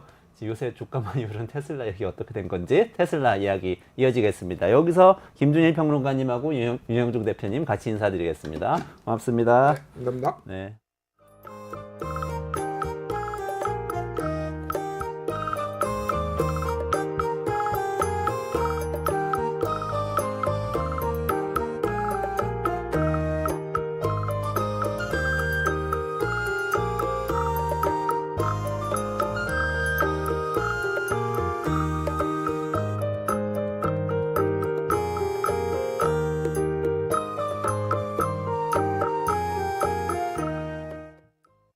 우리나라 대표 인터넷 기업이라고 할 수 있는 네이버는 어떻게 될까요? 이건 제가 지금 세우고 있는 가설이에요. 네이버가 하이퍼클로버 X의 업그레이드를 빠른 속도로 진행하지 않으면 저는 네이버는 그냥 야후 같은 또는 다음처럼 축소될 수밖에 없는 서비스가 될 거라고 저는 생각하고 있어요. AI 시대는 여러분 발전 속도가 되게 빠르고 근데 아직까지 대중화의 길은 멀었던 거거든요. 근데 이거를 지금 챗GPT로 무료로 일부 전환했고 인터넷 같은 경우에 하루에 5개인가 10개는 무료예요. 이런 식으로 무료로 전환한다는 건 뭐냐면 대중화의 길을 이제는 걷겠다. 이 서비스가 어디에 들어가면 갤럭시 아이폰에 들어갈 거예요. 이렇게 되면 검색 시장의 변화는 훅 들어올 수 있습니다. 2025년이 네이버가 어떠한 전략적 판단을 하느냐, 즉 네이버의 운명은 결정될 수밖에 없다. 클레이셔키라는 사회학자가 그런 얘기를 했거든요. 어떤 기술이 변한다고 해서 사회가 변하는 게 아니라 이 기술 때문에 사람들의 행동 습관이 변합니다. 그때 비로소 사회가 변하고 경제가 변한다는 거예요. 그러니까 즉 내가 사용하는 습관의 첫 페이지가 네이버가 아니고 구글이 아니고 AI가 첫 페이지가 돼버립니다. 네, 이원재 끝내주는 경제 강정수 더코어 총괄 에디터님 모시고요. 테슬라 어떻게 된 건지 좀 말씀 들어보겠습니다. 네, 강정수 박사님 어서 오세요. 안녕하세요. 네. 아니 지금 테슬라가 너무 뜨거워가지고 막 사람들이 난리인데 국내 그 미국 주식 투자하시는 분들 중에서 또 가장 많이 갖고 계신 주식이었다가 약간 엔비디아한테 약간 지금 추월당했지만 또 다시 관심이 막 집중되고 있는데 이게 저번에 나와가지고 한번 말씀 주셨잖아요. 중국 비아디가 만만치 않다. 판매량 뭐 작년 4분기에도 테슬라 앞서기도 했고 올해도 앞설 수도 있다 그랬는데 지금 2분기 판매량에서 뭔가 좀 다른 신호가 나온 거죠. 네, 우선은 지금 주가를 저희가 보셔야 될 것들은 주도하고 있는 끌어올리고 있는 세력이 어딘가. 이건 기관 투자자들이라는 거예요. 기관 투자자들이 우선은 뭔가 테슬라에 대해서 만족하기 시작했다라는 거고 불안감을 해소시켰다라는 거고 그리고 테슬라의 미래 가치에 대해서 연구하기 시작하고 있고 반영하기 시작했다라는 부분이라는 거거든요. 그러니까 우선은 되게 실적이 안 좋을 거라고 생각했었는데 물론 시장 예상치에 비해서 컨센서스에 비해서 대단히 많이 판매한 건 아니지만 그래도 이 정도면은 지금 뭐 다들 전기차 시장 안 좋다 그러는데 잘 되고 있구나. 그리고 BYD가 격추할 거라고 추격할 거라고 봤는데 쫓아오고는 있지만 그래도 BYD를 앞서가고 있구나. BYD는 지금 파상적으로 지금 유럽 시장이나 아시아 시장에서 지금 판매를 하고 있는데도 불구하고 테슬라가 그만큼 자리를 지켜주고 있구나. 그리고 또 하나는 왜 이유가 그렇게 되는지 모르지만 재고가 대단히 중요했어요. 그러니까 1분기 때는 재고가 한 4만 대가 넘게 있었거든요. 그러니까 재고가 있었는데 이번에 재고를 줄였어요. 왜냐하면 실제로 이번에 44만 약 4천 대를 팔았는데 생산은 한 41만 대를 했거든요. 그래가지고 나머지 있었던 약 3만 대에서 4만 대 가량의 재고를 해소를 해버린 거예요. 그러다 보니까 재고율이 좋은데요. 이거는 저는 애널리스트들이 월가에 있는 애널리스트들이 너무 냉혹한 잣대를 대고 있다고 저는 생각이 들어요. 왜냐하면 포드 자동차 CEO가 얼마 전에 미국 언론에서 인터뷰를 할 때 보통 여기는 재고가 한 130일 정도가 돼요. 근데 이제 테슬라 같은 경우는 이번에 원래 15일에다가 33일로 늘렸다가 다시 15일로 낮춘 거예요. 그러니까 왜냐하면 테슬라는 직접 판매를 하고 있기 때문이에요. 직접 판매를 하고 있기 때문에 테슬라의 판매 수치는 여러분 이거를 여러분들이 주문해서 그래서 숫자가 여러분 영어로 쓸 때 딜리버리가잖아요. 고객에게 배달됐을 때 이거를 매출로 잡거든요. 그런데 보통 우리 자동차에서는 어떻습니까? 딜러가 예를 들면 50대를 사간다. 이것도 매출이에요. 근데 딜러가 실제로 50대를 다 팔았느냐, 20대만 팔았느냐, 30대를 팔았느냐는 알 수 없는 거죠. 그래서 근데 그 딜러들의 재고를 또 계산을 해요. 이 재고들이 되게 많거든요. 그러니까 재고라고 할 때 그러면 그 대리점이나 딜러들이 갖고 있는 것까지 포함되어 있는 포함되죠. 거예요? 그러다 보면 이것이 다 소화되는 데는 100일이 넘게 걸린다는 거죠. 그런데 재고는 또 재고를 그러니까 일반 기업들은 판매량으로도 측정을 하는 거죠. 왜? 딜러에게 판매됐을 경우는 판매된 거니까요. 그렇기 때문에 다른 로직을 갖고 있다라는 거고요. 그런 부분에서 뭔가 자꾸 불안했던 거죠. 왜냐하면 1분기 때는 재고가 많이 발생했던 이유는 판매도 좀 늦춰졌지만 후티 반군들의 공격이 있어서 중국에서 유럽으로 가는 배들이 가지 못했던 멈췄던 부분들이 존재했던 거고 베를린 공장에 테러 공격을 받아서 불이 났던 부분들이 있었던 거고 중국에 또 뭐 여러분 아시는 설날 휴가가 워낙 기니까 많이 쉬었던 부분들이 있었던 거고 또 하나 네 번째가 미국 캘리포니아 공장에서 모델 3의 하일랜드라는 새로운 모델을 생산하는데 항상 새로운 모델을 생산할 때는 생산 차질이 발생할 수밖에 없다 보니까 생산의 흐름을 풀 가동을 못했던 거죠. 이러다 보니까 여러 가지 생산의 어떠한 축소라든지 재고의 확대라든지 이런 부분들이 존재했었던 거고 이것을 불식시키다 보니까 월가에서 그러니까 항상 그렇잖아요. 기대치보다 좋으면 뭔가 이렇게 되는 거고요. 저는 근데 지금 이제 제가 오늘 사실 가장 말씀드리고 싶은 것은 저도 한번 실수를 했었어요. 당시에 이제 제가 뭐 대단하지도 않은데 유튜브 채널 사업개미 구조되는 걸 열면서 엔비디아 별로 전망 없을 거다라고 언제 얘기했냐면 2022년 하반기에 그렇게 얘기를 했거든요. 어이구. 왜냐하면 저도 그 당시에 월스트리트저널 읽고 블룸버그 읽고 하다 보니 다 회의적이었죠. 왜냐하면 다 회의적이고 제가 봐도 게임 기기에서 특별하게 매출이 증대할 것 같지도 않고 데스크탑 매출도 그렇게 증가하지도 않고 뭐 데이터 센터 매출도 그렇게 증가하지 않고 그러니까 대단히 안 좋았었어요. 근데 챗GPT 나오기 직전이잖아요. 그렇죠. 나오기 직전이었던 거죠. 그러니까 즉 지금 여러분 보셔야 될 것은 데이터 센터 매출이 지금 전체 87%를 차지한다는 것은 엔비디아는 AI 기업이라고 전환됐다고 볼 수가 있는 거죠. 즉 전통적인 칩 기업에서 게임 시장과 PC 시장을 바라보던 이 기업에서 AI 기업으로 전환했던 거고 이것을 누구도 예측하지 못했던 거고 이것이 했을 때도 바로 또 2013년에 주가가 확 뛰지는 않거든요. 기관 투자자들은 헷갈렸던 거예요. 이게 계속 될까? 왜냐하면 AI라는 보통 우리가 이 예상 가능한 시장 TAM이라고도 해요. 토탈 어드레서블 마켓이라고 해서 이 TAM이 얼마나 커질지를 예측을 못하는 거죠.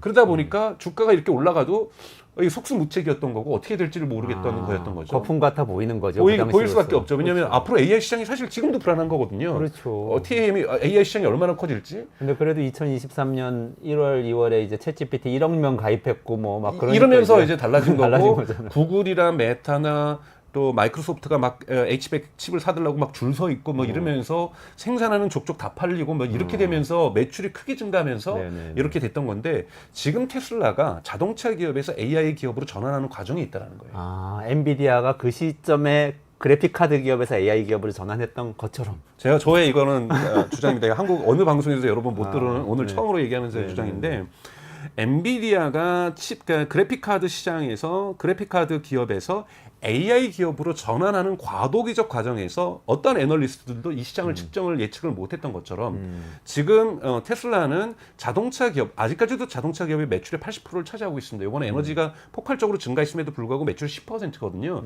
아직 AI에 대한 매출이 나오지 않은데 지금 AI로 가기 위한 준비가 거의 끝났던 거고 지금 애널리스트들이 그래서 최근에 몇 개의 대형 투자자들은 테슬라의 AI가 진짜 어디까지 왔는지 한번 다시 따져보자 이런 얘기들이 나오고 있는 거거든요.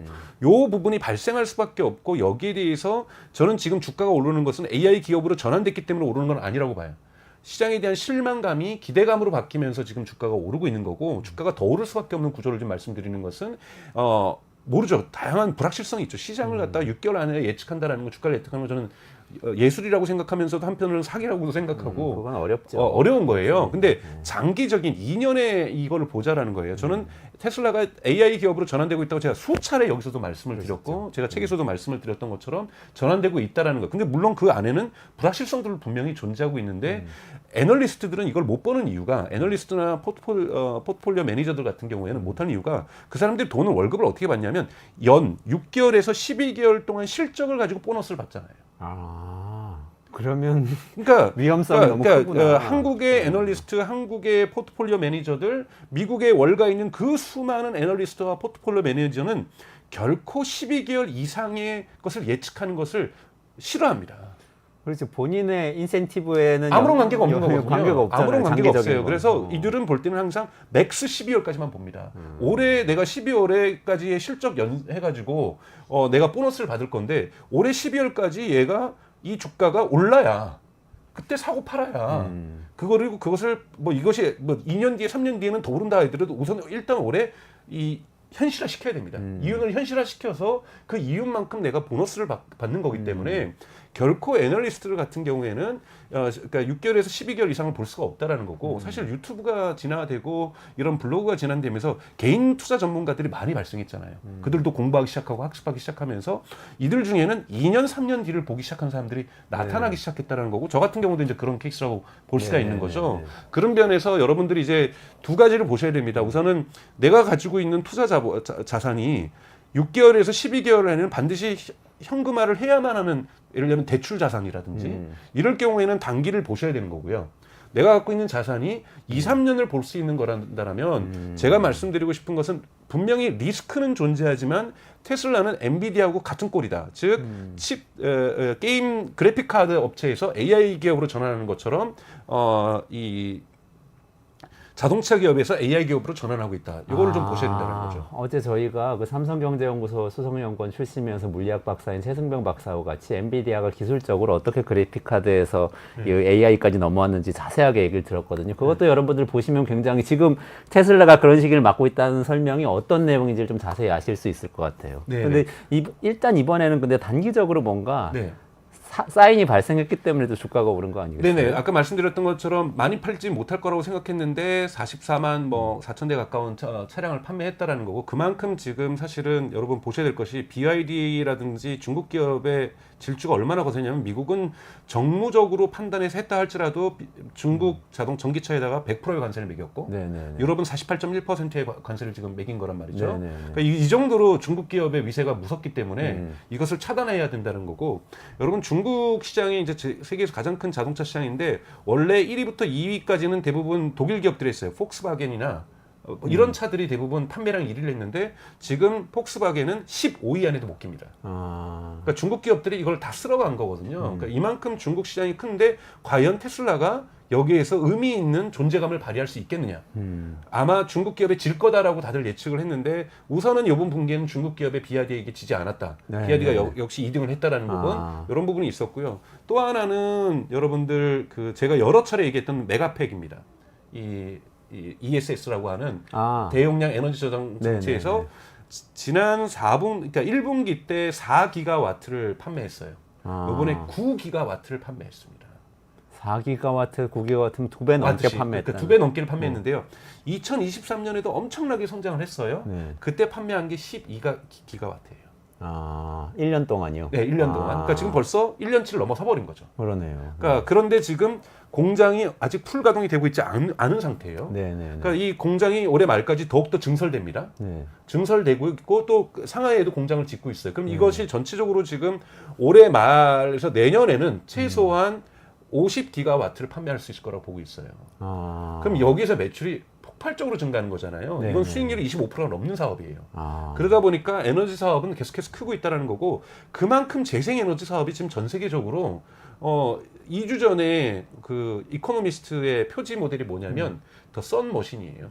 태양 기계라고 해서 태양 기계. 예, 태양열 지금 발전이 태양광 발전이 어마어마하게 지금 미국과 중국에서 유럽에서 성장하고 있다라는 거고 저렴해지고 있다라는 거고 그래서 이코노미스트가 특집호로 다루고 있거든요. 이거는 그러니까 뭐 기후 위기건 재생에너지건 간에 상관없이 떼돈을 버는 사업으로 지금 전환되고 있다라고 해서 더 썬머신이라고 하는 타이틀지를 내놨을 정도거든요. 여기에는 무조건 ESS가 필요합니다. 그러니까 CATL도 중국의 CATL도 ESS 사업에 지금 뛰어든 거고 네, 네. 미국에는 수많은 기업 스타트업들이 ESS 시장에 뛰어들고 있는데 테슬라는 여기도 AI를 제가 붙였다고 한번 설명을 드렸잖아요. 네, 여기 네, 네. 오토비더라고 하는 단타 매매하는 AI를 부착을 시켰어요. 메가팩에 네, 테슬라가 경쟁력이 있을 수밖에 없는 것은 전기값이 쌀 때 사들였다가 저장했다가 전기값이 비싸면 파는 즉 생산되는 에너지만 저장했다가 내놓는 것이 아니라 전기 가격의 변동에 맞춰서 전기를 사고 판매하는 이것을 두고 있기 때문에 호주 같은 경우에는 1년 만에 투자 비용을 다시 회수하는 이러한 일이 있기 때문에 메가팩 사업이 되게 크다라는 거고요. 또 하나 이제 보셔야 될 것들은 뭐냐면 오늘부터 열리는 거죠. 오늘부터 중국 상하이에 세계 인공지능 뭐 컨퍼런스 같은 게 열려요. 여기에 이 테슬라에서 사이버 트럭 하나하고 몇 대하고 옵티머스 제너레이션 2를 가지고 갑니다. 아 그래요. 예. 사이버 트럭하고 옵티머스 로봇. 네, 로봇을 네, 가져가는 네, 건데요. 지금 일론 머스크가 요즘 거의 머물고 있는 것이 다행히 익스닷컴 옛날에 트위터가 아니라 네네네. 테슬라 텍사스 오스틴에서 거의 매일 머물면서 무엇을 챙기냐면은 하루 업무의 50%가 넘게를 옵티머스를 챙기고 있어요. 아 그래요? 네, 그만큼 옵티머스가 대단히 가속도를 붙으면서 생산 단계에 들어가기 시작하고 있다는 거예요. 그리고 중국에서 옵티머스에 대한 관심이 있습니다. 중국은 자기네들이 전략 산업으로 지금 국가 전략 산업으로 챙겼던 것이 이제 전기 자동차이고 두 번째가 이제 AI 로봇인데 처음에 AI로 항상 중국은 캐치업을 하려고 하거든요. 그래서 모방하고 싶어서 정말 지능적인 카피캣을 만들잖아요. 테슬라가 그래서 공장 유치해 준 거예요. 미국 기업들 싫어도 뭐 독일 기업, 일본 기업, 한국 기업 싫어도 테슬라 너네는 들어와서 전기차에 대해서 모범을 만들어줘. 그걸 보고 우리 기업들이 쫓아갈 수 있게끔. 아 오히려 시장을 열어줄 거다. 처음에 열어줘요. 테슬라 같은 기업은 공장까지 줘주면서 열어줬잖아요. 네네네. 그러면서 그거를 모방하고 있고 지금도 AI 로봇들 중국의 기업들이 지금 테슬라 옵티머스를 모방하고 있는데 지금 옵티머스가 가장 많이 진화됐어요. 사실은 피규어라는 그 AI 로봇에서 지금 BMW 공장에 진입을 했어요. 그래서 시험하시는 거 여러분 동영상 BMW 피규어 01이라고 쳐보시면 영상이 이번 주에 공개가 됐거든요. 정말 테슬라의 로봇에 비해서는 유아적인 수준이에요. 그러니까 유아적인 수준으로 있는데 테슬라는 지금 옵티머스가 대단히 많이 나갔고 가장 진화된 지금 휴머노이드 로봇이라고 볼 수가 있는 거고 상용화 직전에 있다라고 볼 수가 있는 거고요. 이런 부분에서 지금 중국에서도 옵티머스가 원래는 판매되지 않을 거라고 예측을 했는데 정치적인 규제만 없다면 즉 미국이 이거를 판매를 금지시킬 수는 있거든요. 미국 정부가 주요 기술이라고 해서 판매 금지를 시킬 수가 있는데 그러려면 미국 정부도 열어줘야 되고 지능책을 열어줘야 되는 거거든요. 그렇기 때문에 뭐 아니면 도라고 중국 시장에 열어서 규모를 확대를 확 시키든지 중국은 수용성이 높습니다. 왜냐하면 제조 공장이 너무나도 많기 때문에 이미 제조 공장이 너무나도 많기 때문에 네네네. 판매 시장이 대단히 큰 거죠. 그렇겠네요. 네, 판매 시장이 큰 거고 여기에 우선은 옵티머스가 생각보다 2025년을 일론 머스크는 얘기를 했는데 2024년으로 빨라질 수 있다는 부분들 이 부분은 주가를 대단히 크게 부양할 수 있는 부분인 거고요.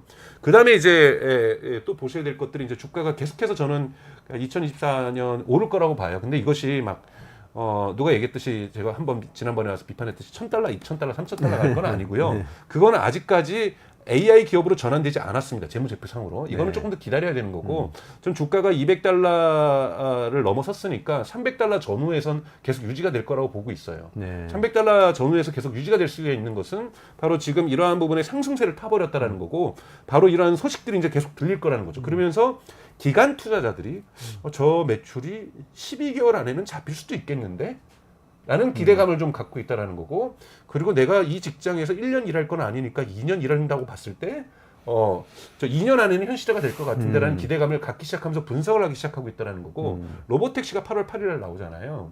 그 확정됐나요? 네, 8월 8일 날 이제 어떻게 시연을 하는 거고. 시연하는 게 네. 지난번에 말씀 주셨는데 또 자꾸 연기되고 그런다고 또 말씀. 근데 그거는 연기되지 않을 거예요. 그래요? 그렇게 되지 않을 거고, 그래서 로보택시도 될 거고, 가장 중요한 것은 또 한 번 이제 지금 쟁점이 되는 건 뭐냐면, 지금 BYD가 2등했긴 했지만 BYD도 이번에 판매가 늘어났으니 올해 토탈로 치면 2023년 토탈로 전기차를 가장 많이 판 회사는 BYD가 될 거다. 전기차에서는 그래도 네. 만약에 BYD가 1등 되면 테슬라 주가 내려갈 겁니다. 그렇겠네요. 그러니까 이런 거는 월가에선 중요하게 보거든요. 네. 그런데 저는 근소한 차이로 테슬라가 1등할 가능성은 여전히 존재한다. 이것이 여러분 말씀드리는 불확실성이에요. 여러분들 그 주가는 직접 판단해 가지고 투자하세요. 그렇죠. 주가 제가 물론 말씀드린 전문가분들이 예측은 하시지만 네. 불확실성이 있다고 분명히 불확실성이 말씀드린 거예요. 이렇게 BYD가 있습니다. 1등 할 수 있습니다. 그러면 테슬라 주가 내려갈 거예요. 근데 테슬라가 1등을 유지할 가능성도 있기 때문에 주가는 유지가 될 수 있는 거고, 올해 말에 뭐가 나올 거냐면 내년 신차가 나온 모델이 나올 거예요. 그러니까 테슬라가 2025년 상반기에 신규 모델 3하고 모델 Y를 변형한 걸 나온다 그랬잖아요. 그거를 그럼 올해 말에 나올 거기 때문에 이 빅 이벤트들이 계속 연결되면서 주가를 띄워 올릴 수 있는 기세들은 분명하게 존재한다는 거죠. 지금 제일 많이 팔리는 모델이 모델 Y인가요? 모델 Y 맞습니다. 네. 근데 이제 모델 Y는 이제 올해 과연 제일 많이 팔릴지는 잘 모르고 있는 이유는 이제 모델 Y의 새로운 페이스리프트가 내년에 만들어지거든요. 주피터라고 해서. 페이스리프트는 무슨 뜻이죠? 그러니까 우리가 소나타를 완전히 바꾸진 않더라도 겉대기를 바꾸잖아요. 네네네. 네. 껍데기를 바꾸면서 마치 새 차인 것처럼 네네. 디자인이 완전히 바뀌면서 소나타가 계속 바뀌잖아요. EF 여러분. 소나타, 뭐 NF 소나타 막 나오고 막 요즘 이러면서 뭐 디자인도 이런 것처럼 이제 나오는 바꿔주면서 그걸 바꿔주면 살짝 퍼포먼스를 좀 증가시키는데, 기본 흔히 말하는 파워트레인이라든지 내연기관은 안 바꾸는 거거든요.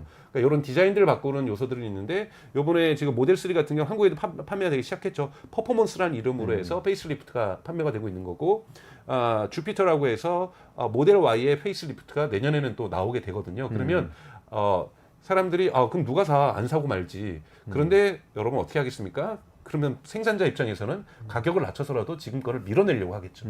그래서 가격 할인을 하더라도 모델 Y는 올해 많이 판매하려고 하기 때문에 올해 가장 많이 팔린 차로도 모델 Y가 기록될 가능성은 좀 높다고 보고 있어요. 그래서 그러니까 지금 투자자들이 만족하는 것은 카 컴퍼니로서도 테슬라가 안정적인 궤도에 있다라는 것을 확인한 겁니다.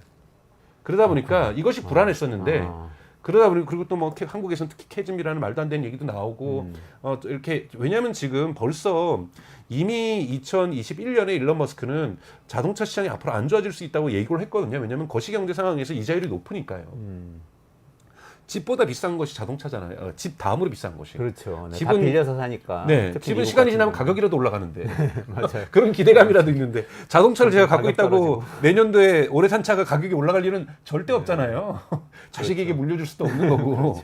근데 고가란 말이죠. 이거는 주저할 수밖에 없는 거거든요. 주머니 사정과 경제 사정, 그리고 나의 미래 수입에 대한 기대치, 내가 내년에 해고되는 거 아닌가, 이런 불안감이 있으면 자동차 못 사는 거거든요. 경기에 민감하다는 그렇죠. 거죠. 경기 되게 민감하다는 거고, 지금처럼 경기가 안 좋은 때가 없잖아요. 그렇기 때문에 이런 상황에서도 선방하고 있다는 것에 대해서 월가에 지금 이 끌어올리고 있는 건 월가입니다. 월가가 이걸 좋게 본 거고, 월가의 기관 투자자들이 테슬라에 대해서 이 목표 주가를 상향 조정하기 시작하고 있다는 거죠. 이런 상향 조정이 지금 뭐 $300까지 가는 데도 있고, $270까지 가는 데도 있고, 벌써 $330까지 상향 조정도 나오고 있거든요. 그래서 요 정도 선에서 저는 주가가 유지될 가능성은 높다. 근데 여기에서도 등락은 당연히 있겠죠.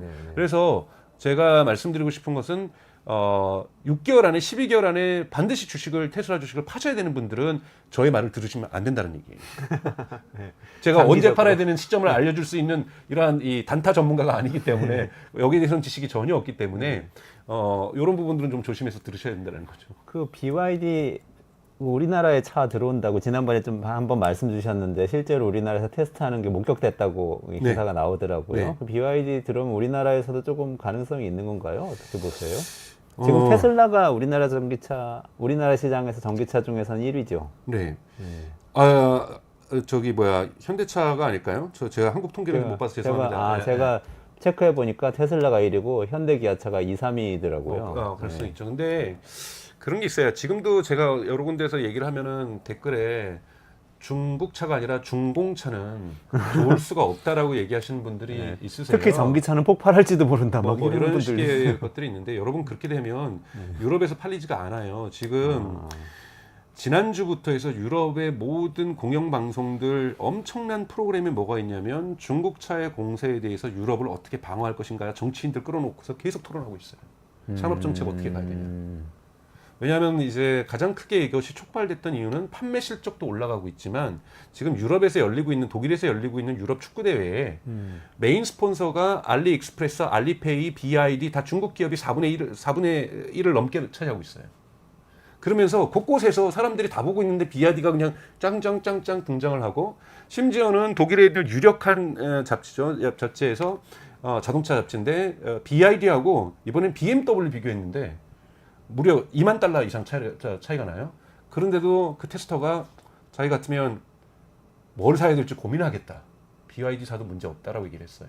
그 정도로 BYD가 이제는 폭스바겐에서 비교되는 것이 아니라 BMW하고 베인베하고 비교해서도 그러니까 전기차와 비교해서도 전혀 그러니까 이것이 사람들한테는 거의 충격과 공포로 와닿는 겁니다. 그래서 지금 베인비라든지 메르세데스 같은 폭스바겐 같은 경우에는 비상회의를 막 열고 있거든요. 그리고 소프트웨어 부분에서 이 중국 차들이 진한 이유는 여러분들 상하이나 베이징 가면은 교통 정체가 한국보다는 말도 못하게 심하잖아요. 그래서 이분들은 차 안에서 대기하면서 차에서 카 인포테인먼트를 그렇게 즐긴다라는 거예요. 아, 중요하겠네요. 그래서 많이 막히니까. 가라오케도 있는 거예요. 노래방도 하고 뭐도 하고 영화도 한 편 보고 그리고 가능하면 자율주행 시키고 싶은 거예요. 차가 워낙 막히니까. 그러다 보니까 소프트웨어가 대단히 발전하고 있는 건데요. 오죽했으면 폭스바겐이 소프트웨어를 포기하고 그렇게 돈을 투자했는데 포기하고 리비안에다가 50억 달러 투자했잖아요. 그 미국의 스타트업에게 소프트웨어 협업하자고 50억 달러를 투자할 정도로 폭스바겐이 했을 정도로 전통 자동차 업체가 이 소프트웨어 만들기 어렵다는 거. 왜냐하면 이 소프트웨어에 대한 니즈가 그렇게 많지도 않고 카 인포테인먼트 유럽 사람들은 아무런 니즈 없어요. 무슨 차에서 가라오케를 해요. 차가 안 막히는데. 그러니까 전혀 이거에 대한 시장의 니즈가 없었던 거죠. 차도 다 조그맣고 그런데. 그렇죠. 네. 근데 이제 이렇게 차가 막히니 중국은 이 부분에 대한 니즈가 있는 거예요. 미국도 이 부분은 없는 거예요. 이 부분들이 되게 발전해서 중국 차의 매력이 분명하게 존재하고 있습니다. 그리고 여러분들 중국 차를 사면은 반중 정세에서 매국노라 그러면은 일본 차 토요타 사면은 진짜 나쁜 사람이게요. 사람들이 실용적으로 선택을 하게 돼 있습니다. 그래서 그럼 국내에서도 경쟁력이 있겠다. 당연히 있습니다. 당연히 있습니다. 그래서 지금 한국 정부도 빨리 논의해야 될 것은 중국 차의 관세를 어떻게 할 것인가예요. 현대차, 기아차를 어떻게 보호해 줄 것인가, 또는 새로운 어떠한 신형 모델을 어떻게 신규 사업을 만들 것인가에 있어서 중국으로부터 한국 기업들을 한국 현대 기아차를 어떻게 보호해 줄 것인가에 대한 정책적 논의 시작돼야 된다고 저는 보고 있어요. 거꾸로네요. 왜냐하면 명백한 사실은 아무리 미국이 정무적으로 했다고 할지라도 중국이 국가 보조금을 준 건 맞거든요. 네. 이거는 분명하게 유럽연합이 증거로 쓰고 제출했고 분명하게 국가 보조금이 들어갔기 때문에 생산 단계에서 보조금 준다는 거 지난번에 설명해 주신 거. 너무나도 많이 들어갔기 때문에 이거는 경쟁을 왜곡할 수밖에 없는 거기 때문에 정당한 경쟁이라 볼 수 없다. 그래서 이 수준을 끌어올려야 된다는 것이기 때문에 저희 나라도 우리나라도 그 정도 수준은 저는 요구할 수 있다라고 저는 생각이 들어요. 생산 보조금만큼은 관세를 인상해 주는 것들이 워낙 가격 경쟁력이 좋기 때문에 이런 건 저는 필요하다. 이거를 뭐 어떤 감정적인 문제가 아니라 공정한 경쟁은 해줘야 되는 거잖아요. 그렇죠. 저희가 한국이 뭐 현대 기아차에 전기차에다가 보조금 주지는 않거든요. 정부가. 그러니까 이렇기 때문에 생산 단계에서는 안 주죠. 생산 살 때 단계 주는 거죠. 소비자 보호 주잖아요. 그렇기 때문에 그렇게 되면은 중국 차에도 소비자 보조금을 줘버리면 더블로 주는 꼴이 되는 거거든요. 그렇죠. 그렇기 때문에 이거는 공정 경쟁이 저는 위배된다고 보기 때문에 정당하게 관세 인상을 요구할 권리는 한국 정부에도 있다라고 말씀을 드리고 싶고요. 또 하나 이제 현대기아차는 좀 많이 그래도 혁신을 하는 편이에요. 이번에 또 2분기 실적에서 미국에서 현대기아차 합치면 넘버 2 했잖아요. 현대기아차가 언제 세상에 미국에서 넘버 2를 해봤겠어요. 경천 동지할 일인데. 그렇죠. 사실. 그러니까 이건 정말 여러분 전기차가 중요한 기회를 맞고 있다라는 거예요. 그러면 죄송한 얘기지만 중국은 뭘 하고 있습니까? 차이나 퍼스트를 얘기를 하면서 애국 소비 하고 있잖아요.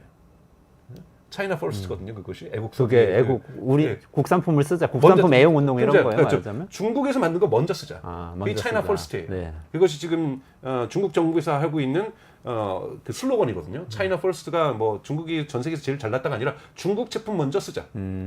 그러면 지금 전기차의 내수 시장을 강하게 만들어 줘야 됩니다. 그래야 현대 기아차가 더욱더 외부로 나아갈 수 있는 힘들을 발휘할 수 있고, 필요하다라면 전기차 스타트업을 지금 다시 육성할 수도 있다고 좀 봐요. 왜 현대 기아차만 해줘야 돼요? 다른 기업들도 진출할 수 있도록 좀 만들어주는 이런 부분이 필요하다는 거고, 또 하나 이제 일론 머스크가 어제 또 중요한 얘기를 했어요. 뭐라고 얘기를 했냐면 자동차만 만드는 기업은 망할 거다. 자동차만. 네. 네? 그 자동차만 만드는 기업은 현대 기아차도 그 안에 포함되는 거 아닌가요? 그렇죠. 그러니까 이것들이 미래의 산업의 경고인데 뭐냐면 일론 머스크가 뭐냐면 우리는 자동차를 만들어서 번 돈으로 AI에 투자했다라는 거예요. AI 기업이라고 계속 강조를 하는 그렇죠. 거네요. 그러니까 AI 되기 위한 돈을 어디서 벌었냐? 빚으로, 그러니까 은행에서 대출로 번 것이 아니라 자동차 팔아서 번 돈으로 우리는 AI에게 이렇게 많은 돈이 들어가는데 이거를 다 투자했다. 빚 하나도 없이. 그러니까 자동차만 팔아가지고는 넥스트가 안 보인다라는 거예요. 그러면 현대 기아차는 팔아가지고 그래도 그나마 현대차는 기아차는 그 판돈으로 보스턴 다이나믹스를 샀어요. 그렇죠. 그러니까 이런 부분에서는 잘한 거죠. 네. 그러니까 기계 이거만 벌어가지고는 넥스트가 안 보인다라는 거예요. 그나마 중국 기업들은 BYD라든지 이런 배터리라도 갖고 있잖아요. 현대는 LG하고 협력을 하더라도 SK온과 뭐 삼성 뭐 SKI랑 협업을 하더라도 협업이지. 그러네요. 투자가 아니거든요. 현대 기업도 필요하다라면은 이 밸류 체인에서의 끝부분이 시작점이라고 볼 수 있는 배터리라든지 이런 데 투자를 해야 되는 거고요. 그 다음 단계인 소프트웨어에 번 돈을 다 꼬라박아도 모자랄 거고, 여기에 정부 지원금 전 들어갈 필요도 있다라고 보고 있는 거고, 과연 현대 자동차가 자율주행이라든지 소프트웨어라든지 로보틱스에 방대한 규모의 투자를 할 수 있을 정도로 마진율을 극단적으로 끌어올리는 거 반드시 필요하다는 거예요. 근데 지금 아직도 공개되지 않은 것은 지금 현대차가 미국에서 저렇게 전기차를 많이 팔아도 수익률이 어떻게 되는지 알 수 없다는 거예요. 왜냐하면 내연기가 나오고 합쳐서 수익률이 나오잖아요. 따로 발표는 안 하나요? 따로 발표는 안 합니다. 그러니까 이러다 보니까 이 현대 기아차가 지금 번 돈을 수익률을 극대화시킬 필요가 있다라는 거고, 그래서 내수 시장도 받쳐줘야 된다는 거예요. 근데 우리나라만 전기차 시장이 마이너스잖아요. 전 세계가 네. 다 성장을 했는데 지난번에 말씀해 네. 주셨는데 이거는 이제 저는 언론이 가장 큰 책임이라고 보는 거예요. 그러니까 이 전 세계 시장에 어떠한 거대한 물결들이 있는지를 읽지 못하고 운전 좋아하실 거예요, 그 기자분들이. 그러니까 계속 내연기관 몰고 싶은 거고, 이런 부분에서 자꾸 전기차의 나쁜 점들만 얘기를 해주잖아요. 물론 저는 이거를 전기차가 기후 위기를 돌파할 거라고 저는 생각하지 않아요. 이거를 자꾸 뭐 이렇게 사회적 관점으로 연결하고 싶지 않고 그냥 산업적으로만 보고 싶어요. 이번에도 보면 사실 화성 사건만 보더라도 되게 가슴 아프고 안타까운 한국의 이 이주 노동자 문제에 대한 구조적 문제점이 RSL 드러났다라고. 화재 사건. 근데 네. 그거는 1차 전지지 2차 전지 아니잖아요. 네네네. 1차 1차 전지하고 2차 전지는 그냥, 구별을 해야 되는 네. 거고, 그리고 기술에 있어서 리튬을 계속해서 적게 쓰려고 하는 배터리 기술들이 진화되고 있다는 거죠. 2차 전지 영역에서는. 자꾸 이것을 갖다가 전기차로 연결시키려고 하는 이러한 언어들이 그 문장에 들어가 있어요. 그거는 아닌데 전기차가 쓰는 배터리는 그 배터리가 아니잖아요. 그러죠. 아니잖아요. 네. 근데 그러니까 이런 식으로 전체적인 여론들이 대단히 좋지 않습니다. 이 여론에 대해서 좀 바꿔낼 필요가 있는데 정부도 지금 바꿔낼 의지도 없고 현대차도 포기한 것 같고, 그러니까 이 너무 거대한 여론이 전기차에 대해서 반대 여론이 있다 보니까 보조금도 적고, 그리고 지금 아파트라든지 이런 데 전기차 설치하는 충전소 설치하는 비율도 너무 낮아요. 이거 극단적으로 끌어올려야 되거든요. 제가 만약에 국토교통부에 내가 정책을 조언한다면 이 비율을 의무 조항을 저 50%까지 끌어올릴 거예요. 주차장의 50%는 전기 충전이 가능해야 됩니다. 지금 5%인가 8%인가 그렇잖아요. 말도 안 되는 비율이라는 거예요. 그래서 이러한 전체 환경이 이러다 보니까 사람들의 불안감이 있으니까 이 불안감이 있다라는 거는요, 장사가 거기에 대한 콘텐츠를 만들면 많이 사람들이 클릭한다는 거거든요. 이런 부분들을 빨리 해소시켜주는 부분이 필요하다고 볼 수가 있습니다. 네. 저희가 실시간으로 질문을 받고 제가 답변을 해야 되는데 테슬라 관련해서는 네, 미리 좀 홍보를 하고 들어올 걸 그랬어요. 그러게요. 네. 어쨌든 오늘은 시간이 다 돼서 여기까지 좀 말씀을 나눠야 될 것 같은데요. 네. 오늘 중요한 말씀 많이 해주셨어요. 일단 테슬라가 하여튼 엔비디아가 전환됐던 것처럼 AI 기업으로 전환되는 과정에 있다. 네. 요거 한 가지 말씀 주셨고, 그리고 이번에 주가 오른 거는 그렇지만 그 전환 때문은 아니고 네. 판매 실적이 그래도 꾸준한 거, 네. BYD를 그래도 앞선 거, 그리고 ESS 같은 다른 수익원들이 계속 발견이 된 거. 그리고 그 두 가지가 앞으로도 있다. 또 뭔가 쏟아질 것 같은 기대감들. 기대감이 있다. 네. 로보택시도 8월달에 또 나올 것도 기대가 된다. 네. 그 말씀까지 해주셨어요. 네, 맞습니다. 네. 현대 기아차하고 정부에서 좀 신경 써가지고 우리나라 전기차 이런 좀 빨리 바꿔야지 안 되겠어요. 우리만 마이너스는 말이 안 되잖아요. 그렇죠. 그렇죠? 네. 네. 그거는 좀 같이 한번 바꿔보시죠. 네, 네, 오늘 알겠습니다. 여기까지 진행해야 될 것 같습니다. 이원재 끝내주는 경제 매일 오전 11시에 라이브 진행하고요. 오늘 강정수 박사님하고 테슬라 이야기 너무 신나게 나눴는데 이렇게 테크놀로지 이야기 그리고 관점이 있는 경제 이야기 계속 전해드립니다. 그런데 주말은 쉽니다. 그래서 토요일, 일요일은 다시 보기 있으니까 꼭 보시고요. 그리고 월요일에 11시 라이브로 저는 다시 찾아뵙겠습니다. 저는 강정수 박사님하고 같이 여기서 인사드릴게요. 고맙습니다. 맞습니다.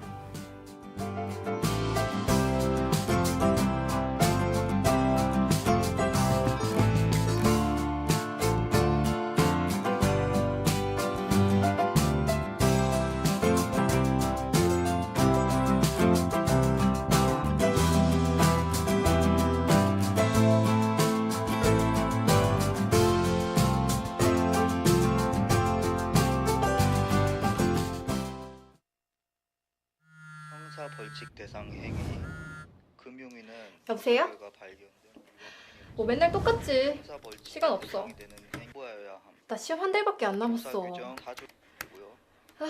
시정명령 문제는 또 언제 형사 푸냐. 규정 제27조입니다. 응. 지금 먹으려고.